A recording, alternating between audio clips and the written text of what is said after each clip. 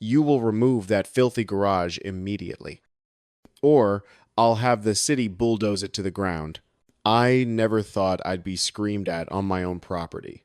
At 6:47 a.m., coffee still burning my hand, staring at a woman who'd moved into the development next door exactly 11 weeks ago.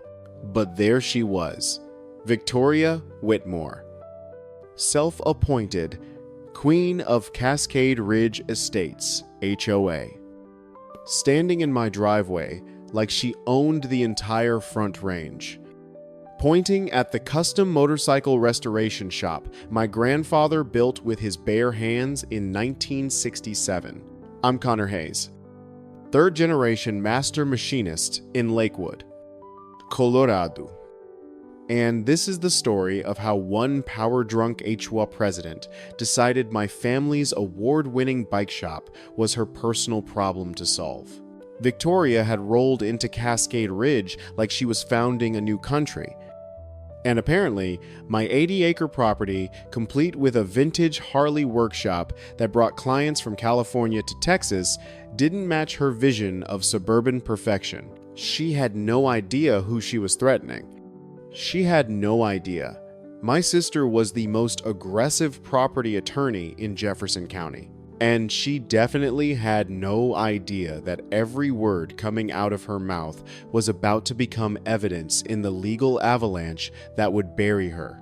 But that morning, standing there with rage, twisting her face into something ugly, Victoria Whitmore believed she was untouchable. She was about to learn otherwise. Hayes Precision Metalworks isn't just some hobby garage. It's an institution. My grandfather, Edmund, started it in 1967 after coming back from Vietnam with nothing but a toolbox and a dream. He bought 80 acres of raw Colorado land, backing up against the Hogback Ridge, and built the original workshop himself, timber frame, steel roof, concrete floors he poured in sections over 3 scorching summers. My father expanded it in the 80s, adding the showroom and the dyno room where we tune engines that have won championships, from Sturgis to Daytona. He built our reputation one custom bike at a time, until celebrities and collectors knew the Hayes name meant something. Quality, precision, legacy. When Dad died 6 years ago, I inherited everything: the land, the business, the responsibility of keeping 50 years of family history alive. I'd spent 15 years learning the craft, first as Dad's apprentice, then as his partner, and now as the sole owner of one of the top custom motorcycle builders west of the Mississippi. The property sprawls across 80 acres of rolling terrain with panoramic views of the Rocky Mountain foothills. The original workshop sits at the heart of it, surrounded by the showroom building, my house, a separate paint booth, and enough open land that I can test ride a bike for 3 miles without leaving my own property. We're not some weekend warrior garage. We're a legitimate, licensed, tax-paying business that's been legally operating on this land since Lyndon Johnson was president. Then, Cascade Ridge Estates erupted on my eastern boundary like a concrete fungus. It appeared almost overnight, one of those instant luxury developments that developers throw up as fast as possible to catch the Denver housing boom. 60 identical houses, each one a bloated monument to excess, crammed onto half-acre lots, gray siding, white trim, black shutters. Every single one identical except for the occasional brave soul who planted red flowers instead of white. And ruling over this kingdom of sameness was an HOA so tyrannical they'd fine you $200 for putting your trash cans out 6 hours early. Leading that HOA, naturally, was Victoria Whitmore. My first real encounter with her should have been a flashing red warning sign. It was early August, just after dawn, and I was outside the workshop unloading a 1,952 panhead engine from my truck when I heard the aggressive click-clack of expensive heels on gravel. I looked up to see a woman in designer workout clothes marching across my property line, like she was inspecting enemy territory. She was probably 45. Gym-toned, with that aggressive confidence that comes from never being told no in her entire adult life. Oversized sunglasses hid half her face, and she carried her phone like a weapon. "Excuse me," she barked. Not a greeting, a challenge. "Are you aware that your industrial facility is creating a visual disruption for the Cascade Ridge community?" I set down the engine carefully. It was worth more than her car. "Ma'am, this is Hayes Precision Metalworks. We've been here since 1967. Your development is what's new." She removed her sunglasses with theatrical slowness. "Well, as the president of Cascade Ridge HOA, I've received numerous complaints about noise pollution, environmental hazards, and aesthetic degradation. We're a luxury community. Your operation is incompatible with our property values." I wiped transmission fluid off my hands with a shop rag. "A good thing this isn't your property then?" Her jaw tightened so hard I could see the muscle twitch. "I'm asking you as a courtesy to consider relocating your business or at minimum implementing visual screening to prevent your activities from being visible to our residents. This is private land," I said, keeping my voice level. "What you see from your development is your choice to look at." "I'm not changing anything." She stepped closer, and I caught the scent of expensive perfume mixed with entitlement. "Mr. Hayes, I don't think you understand the position you're in. Cascade Ridge represents over $80 million in combined property value. Your little garage hobby directly diminishes that value. I'm offering you an opportunity to be reasonable before this situation becomes uncomfortable for you."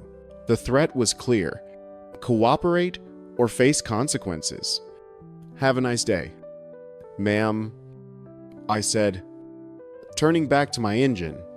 She stood there for a long moment, breathing hard through her nose like an angry bull. Then she spun on her heel and marched back across the property line, heels stabbing the ground with each step. I thought that would be the end of it. I was catastrophically wrong. That first confrontation was just reconnaissance. Over the next 3 weeks, Victoria Whitmore launched a systematic campaign to make my life hell. First came the noise complaints, 7 of them in 10 days, all filed with Jefferson County, all claiming my workshop generated unbearable industrial noise at all hours of day and night. According to her complaints, I was running heavy machinery at 2 a.m., creating sound levels that prevented sleep, disturbed wildlife, and violated county noise ordinances. The county inspector, a guy named Roberts, I'd known for years, came out with his decibel meter looking apologetic. "Connor, you know I have to check every complaint," he said, setting up his equipment. "I know. Do what you need to do." He measured during our peak operation hours, 3 bikes running on the dyno, air compressors cycling, metal fabrication in progress. The meter read 58 decibels at the property line. Roberts shook his head. "A legal limit for commercial operations is 75 decibels. You're quieter than a riding lawnmower." "Hell, you're quieter than traffic on the highway. These complaints are complete bullshit. Can you put that in your report already? He looked toward Cascade Ridge. Who's filing these HOA? President? Victoria Whitmore. He grimaced. Yeah. We've had issues with her before.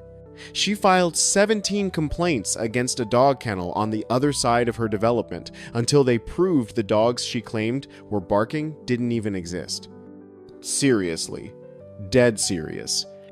She's got a history. He packed up his gear.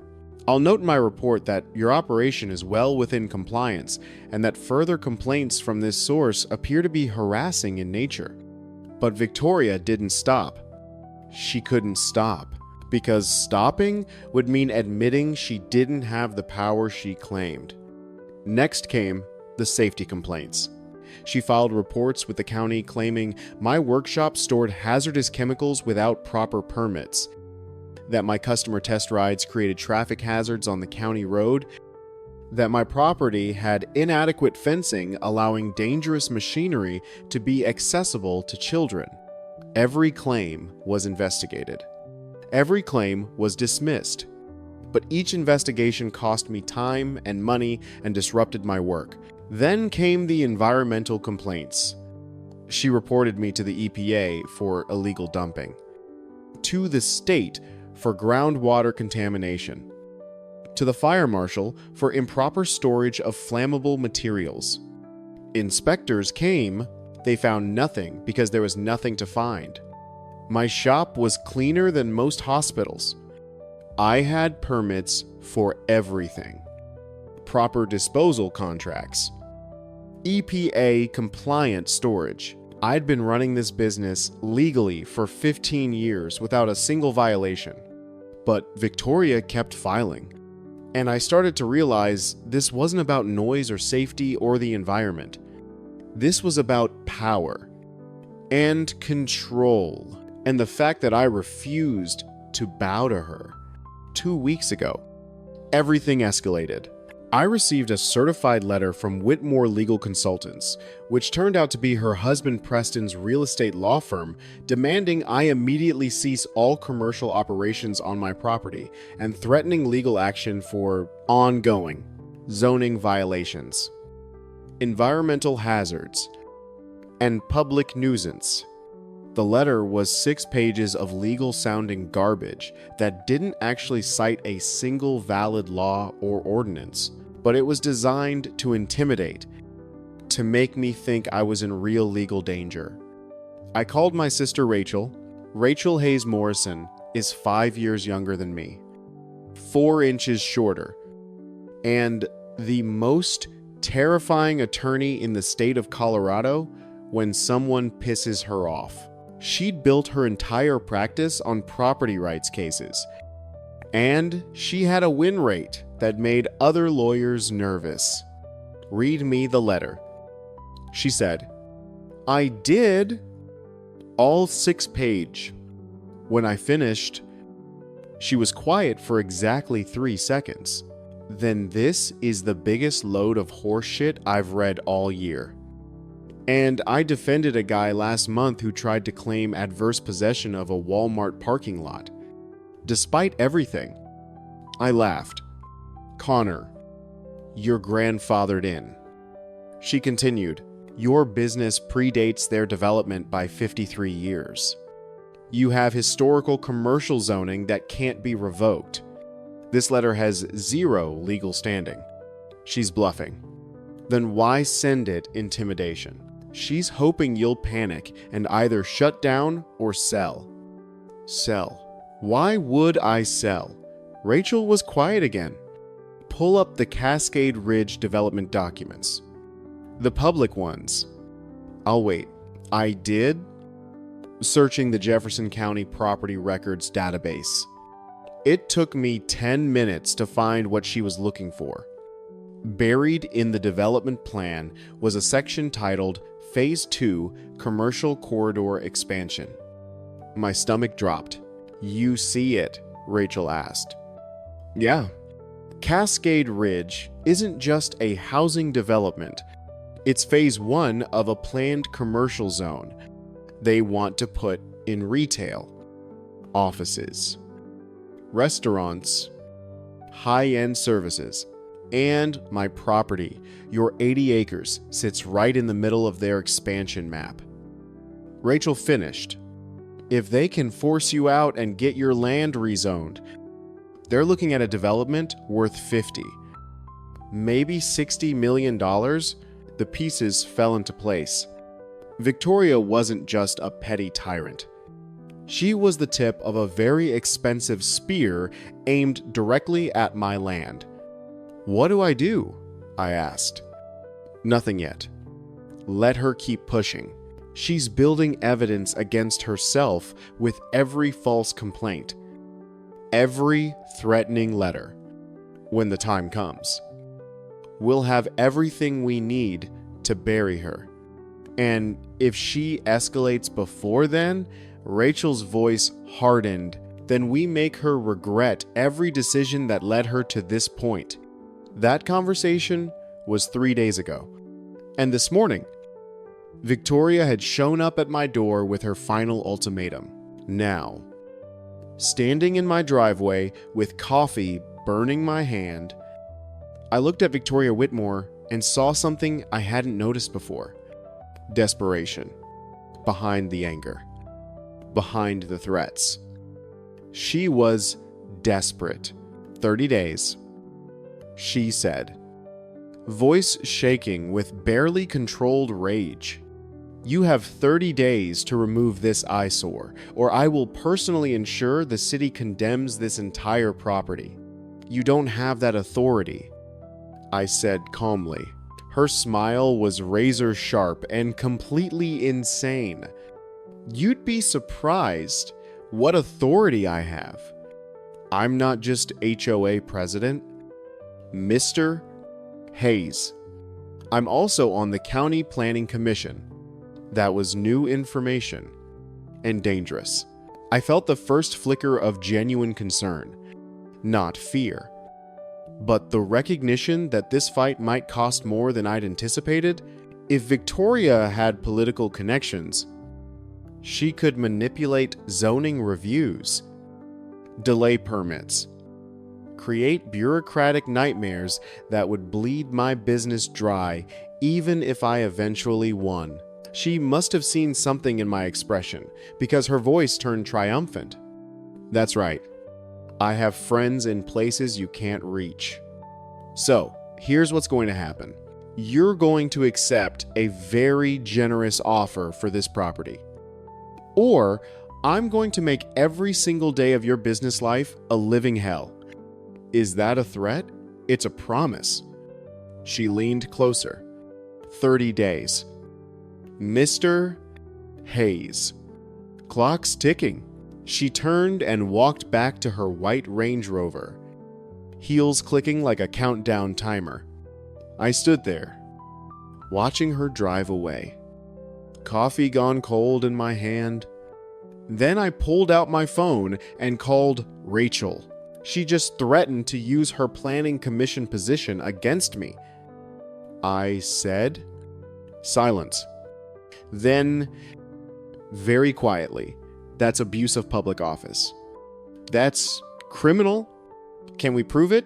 Did you record it? No. It was face to face. Then we record everything from now on. Every conversation. Every interaction. Every threat. Colorado is one-party consent. We let her talk herself into a prison cell. And if she comes at me harder before we have enough evidence, then we make sure every blow she lands is documented. Because Connor, when we finally move against her, I want it to be complete.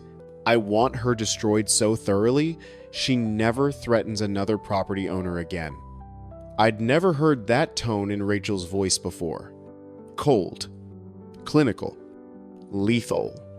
Okay. I said, we do it your way. Good. Now go about your day like nothing happened. Let her think she scared you. I hung up and went back to work. But my hands were shaking, and it wasn't from the cold. That afternoon, Victoria made her next move. I was in the workshop reassembling a 1,948 knucklehead when I heard a vehicle pull up outside. Through the window, I saw a Jefferson County code enforcement truck. I wiped my hands and stepped outside. A young guy in a county uniform looked at his clipboard, then at me. Connor Hayes. That's me.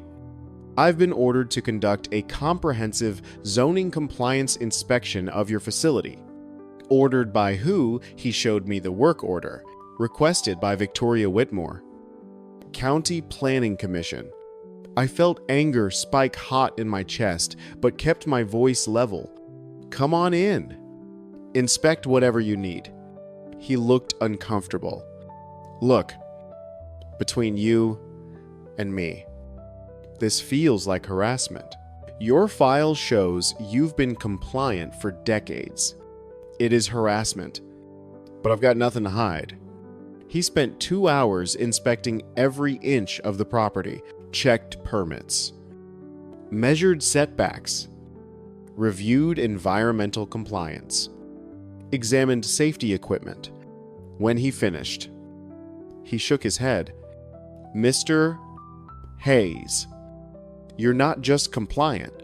You're exceeding standards in most categories. I'm going to note in my report that this inspection appears to have been requested for non-compliance reasons. I appreciate that. For what it's worth, I'm sorry you're dealing with this. After he left, I called Rachel and told her what happened. Good, she said. That's evidence of targeted harassment. Keep documenting. But that was just the opening move. Over the next 5 days, I received a citation for commercial vehicle violations because my work truck was parked in my own driveway, a notice demanding I remove my business, sign the same sign that had been there since 1967 for being non-compliant with current commercial signage regulations, a letter claiming my workshop needed a new environmental impact study despite having passed one just 3 years ago, a complaint filed with the fire marshal about improper storage of combustible materials that resulted in yet another inspection finding 0 violations. Every single action was baseless. Every single one cost me time, money, and lost business from canceled appointments. Victoria was weaponizing the bureaucracy, using her position to generate an endless stream of official harassment, and I was starting to feel the pressure. One morning, I found myself sitting in the workshop at 3 a.m., unable to sleep, staring at a stack of complaints and citations and legal threats. For the first time, I wondered if fighting was worth it. If maybe I should just take the money, and start over somewhere else. Then I looked around at the workshop my grandfather built, at the tools my father had used, at the bikes bearing the Hayes name that had won awards across the country. And I realized that's exactly what Victoria wanted. She wanted me to break, to give up, to let fear win. I called Rachel at 3:17 a.m. She answered on the first ring. Voice alert. What happened? Nothing new. I'm tired. Rach, this is eating me alive. I know. But Connor, listen to me. We're close. She's making mistakes. Big ones. The harassment is so obvious now that even county officials are documenting it. We're building a case that will end her. How long soon? I promise. Can you hold on? I looked at my grandfather's first toolbox, sitting on the shelf where I'd kept it for 20 years. Yeah, I can hold on. Good. Because what she doesn't know is that I've already filed preliminary complaints with the County Ethics Board. They're watching her now, Every move she makes is being scrutinized. That helped a little, but Victoria wasn't done. The breaking point came 6 days later. I woke up at 5:47 a.m. to the sound of heavy equipment. I threw on clothes and ran outside to find a construction crew digging up the access road to my property. "What the hell are you doing?" I shouted over the noise of the excavator. The foreman, a thick guy in a hard hat, checked his clipboard. Road maintenance. HOA contract says, "We're upgrading utility access. This isn't HOA property. This is a county road." He frowned. "We were told this entire section falls under HOA easement for infrastructure improvements." "That's a lie." "Who hired you?" He showed me the work order. "Contracted by Cascade Ridge HOA. Approved by Victoria Whitmore." My vision actually blurred with rage. "You need to stop work immediately. This is a public road. The HOA has no authority here." "Look, buddy, I'm just doing what the contract says. You got a problem. Take it up with whoever hired us. I'm taking it up with you. Stop." Now, he looked uncertain. "I'll have to call my supervisor." "Call whoever you want. But if you don't stop digging, I'm calling the sheriff." That got his attention. He made the call, had a heated conversation, then waved his crew to shut down the equipment. "We're stopping pending verification," he said. "But if this checks out, we're coming back." I immediately called Rachel. She arrived 30 minutes later with a county road map, property surveys, and enough legal documentation to fill a briefcase. "This is a county-maintained public access road," she told the foreman. Showing him the maps, the HOA has zero jurisdiction. "If you continue work, you're illegally obstructing public infrastructure." The foreman studied the maps, compared them to his contract, and swore under his breath. "Someone gave us bad information. Someone lied to you." Rachel corrected. "And that someone is about to face serious consequences." The crew packed up and left, but the damage was done. I'd lost a full day of work. Had 3 client appointments I'd had to cancel. And one of those clients was a collector from Texas who'd been waiting 6 months for a custom build. He called that afternoon to cancel the contract entirely. $23,000 in lost revenue because Victoria Whitmore wanted to play games. That night, Rachel and I sat in my kitchen with documents spread across the table. She's made 17 false complaints, 4 illegal work orders, and 6 direct threats in the last month. Rachel said, checking her notes. Every single one is documented. Every single one points to a pattern of targeted harassment. So what's our move? We file formal complaints with the County Ethics Board and the State Attorney General's office.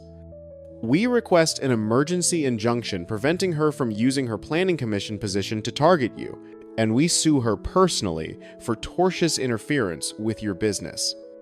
Will it work? Rachel looked up, and her expression was predatory. It's going to end her, Connor, completely.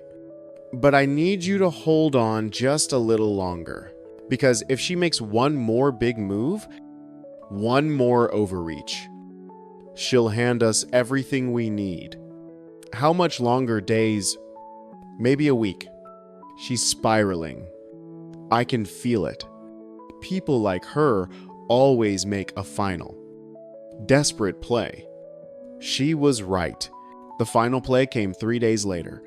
I was in the middle of a valve timing adjustment when my phone rang. Unknown number. Hayes Precision. Mr. Hayes. This is Jennifer Moss from the Jefferson County Planning Department. I'm calling to inform you that a formal zoning review has been initiated for your property. My stomach dropped. A zoning review on what grounds Commissioner Whitmore has filed a petition claiming your commercial operations may not be in compliance with current land use regulations. The review will determine if your grandfathered status remains valid. This is targeted harassment. My business has been legally operating on this land since 1967. Her voice softened slightly. Mr. Hayes, I'm required to process any petition filed by a planning commissioner, but I can tell you that your property file shows decades of compliance. I don't know why this review was requested. I know exactly why. How long will this take?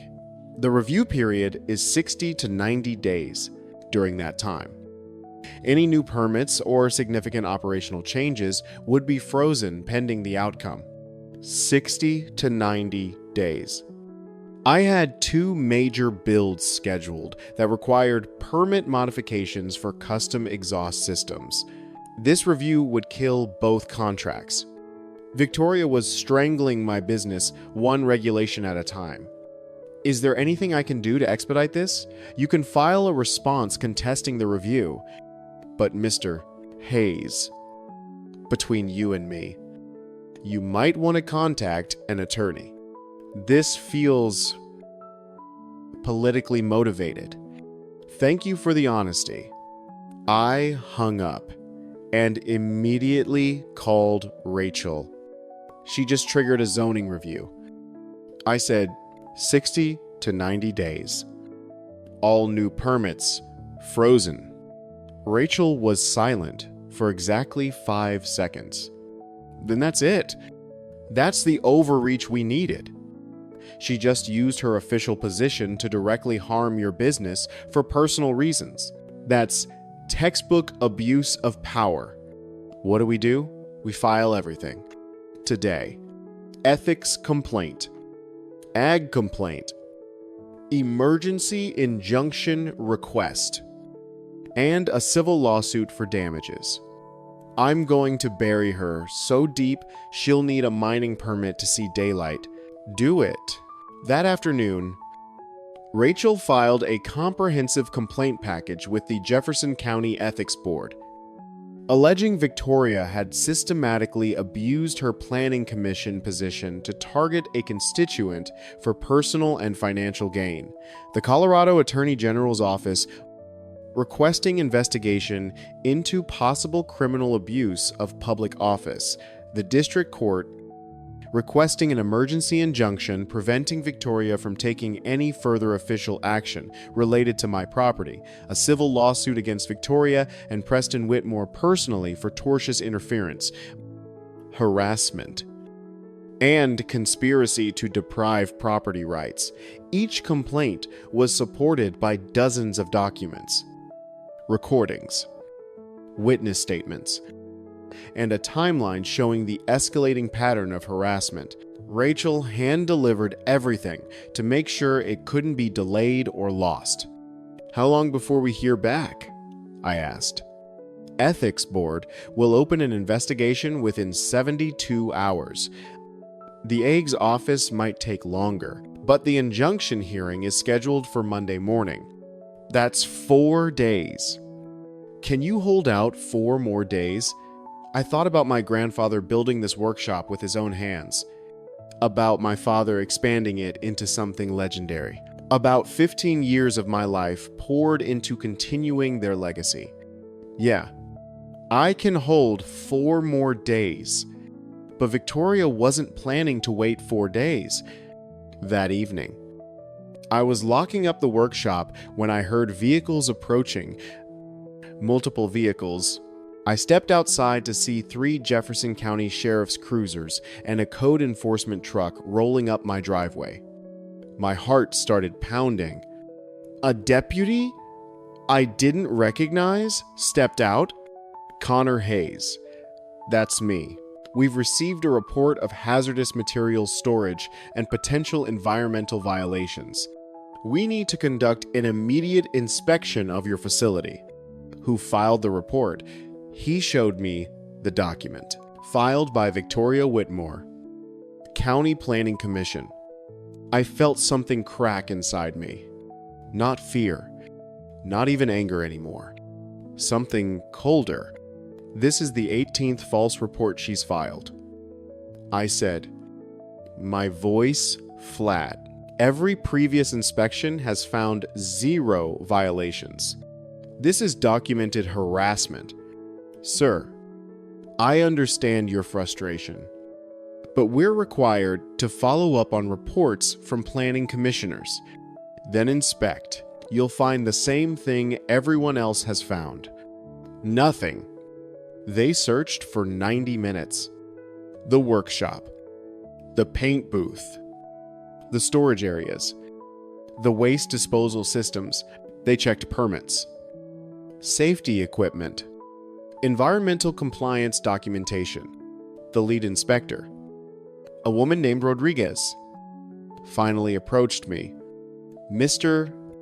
Hayes, your facility is in full compliance. In fact, it exceeds most safety and environmental standards. She hesitated. I'm going to note in my report that this complaint appears to be part of a pattern of harassment. This is the 4th time we've been called here in 6 weeks for issues that don't exist. Can you do anything about that? I can document it. What happens after that is above my pay grade. After they left, I sat in the workshop alone, staring at the bikes I'd been building. One was for a client in Montana who'd been waiting 8 months. Another was for a cancer survivor in Texas who dreamed of owning a Hayes bike his entire life. And Victoria Whitmore was trying to destroy all of it because I wouldn't surrender my land. I called Rachel. She just sent the sheriff to my door. Again. I know. Deputy Rodriguez called me 20 minutes ago. She wanted me to know they found nothing and that she's filing a formal complaint about abuse of emergency reporting. This has to stop. Rachel. It will. Monday morning. I promise you. Connor. This ends Monday. That weekend felt like drowning in slow motion.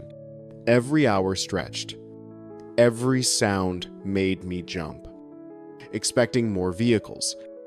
More inspectors. More harassment. Sunday night. I barely slept. Monday morning arrived cold and bright. Rachel picked me up at 7:30 a.m. We drove to the Jefferson County Justice Center in Golden. Neither of us speaking much. The injunction hearing was scheduled for 9:00 a.m. in Judge Patricia Morrison's courtroom. Judge Morrison had a reputation for no-nonsense efficiency and zero tolerance for procedural games. We arrived early. Victoria was already there with Preston and a lawyer who looked like he charged $900 an hour. She saw me and her face twisted into something ugly. But she didn't say anything. At 9:00 sharp, we were called into the courtroom. Judge Morrison, a woman in her early 60s with steel gray hair and sharp eyes, reviewed the documents for exactly 4 minutes in silence. Then she looked up. Ems, Hayes Morrison, you're requesting an emergency injunction preventing Commissioner Whitmore from taking any official action related to your client's property. That's a serious request. Rachel stood.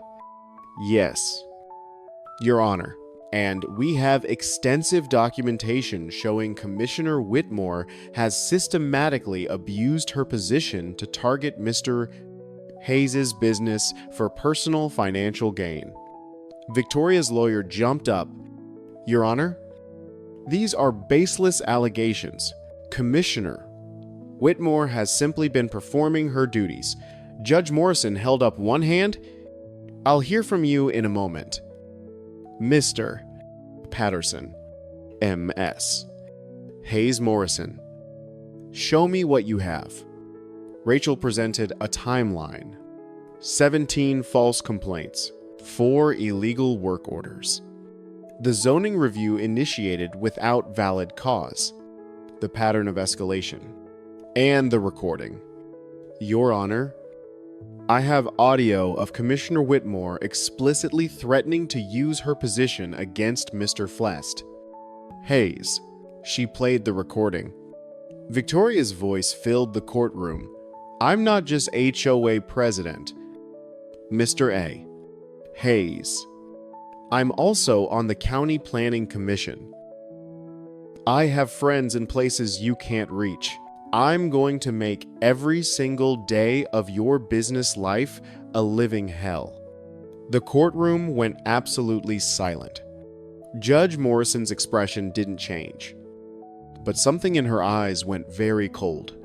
Mr. Patterson, does your client dispute the authenticity of that recording? Victoria's lawyer looked like he wanted to disappear.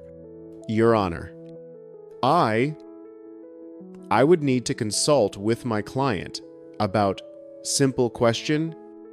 Counselor, is that your client's voice? Preston Whitmore leaned over and whispered something to the lawyer.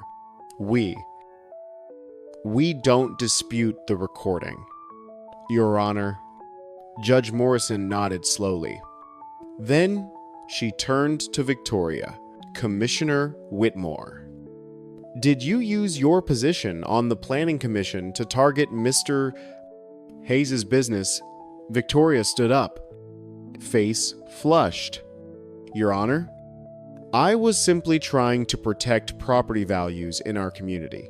His operation is yes or no. Commissioner, did you use your official position to target this specific business? Victoria's mouth opened and closed. Then, incredibly, she said he refused to cooperate. He refused to be reasonable. Someone had to. That's enough. Judge Morrison's voice cut through the room like a blade. Commissioner Whitmore, you've just admitted to abusing your public office for personal reasons. That's potentially criminal conduct. She turned to Rachel. Your injunction is granted. Commissioner Whitmore is hereby prohibited from taking any official action related to Mr. Hayes' property. Furthermore, I'm referring this matter to the County Ethics Board and the District Attorney's Office for investigation. Victoria went pale. Your Honor, we're done here. Commissioner, Mr. Patterson, I suggest you advise your client to retain criminal counsel. The gavel came down. Victoria stumbled out of the courtroom like she'd been physically struck. Preston followed, face grave. Rachel turned to me. It's over. Connor, she's done. But it wasn't quite over that afternoon. The Jefferson County Ethics Board issued an emergency suspension of Victoria's Planning Commission position pending full investigation 2 days later. The county formally terminated the zoning review, noting it had been improperly initiated by a conflicted party. 3 days after that, the Cascade Ridge WO held an emergency meeting. The members, realizing Victoria had used their association and their funds to pursue a personal vendetta, voted her out as president with immediate effect. The new president, a retired teacher named Ellen Rodriguez, sent me a formal letter of apology and a promise that the WA would never interfere with my property again. But the final blow came a week later. The district attorney's office filed criminal charges against Victoria Whitmore for abuse of public office, filing false reports, and conspiracy to commit fraud. Preston Whitmore, facing his own legal troubles for his role in the scheme, filed for divorce. Within a month, Victoria had lost her position, her reputation, her marriage, and faced possible prison time. Rachel and I stood in the workshop, looking at the completed Montana bike ready for delivery. "You know what the best part is," Rachel said. "What?" She did it to herself. Every threat, every abuse of power, every overreach, she built the case against herself.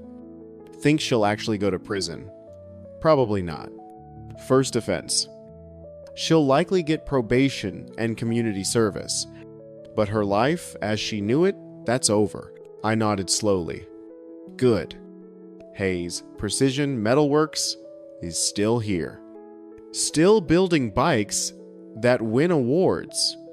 Still carrying on a legacy that started in 1967. The workshop my grandfather built with his own hands still stands. And it'll stand long after developments like Cascade Ridge fade into obscurity.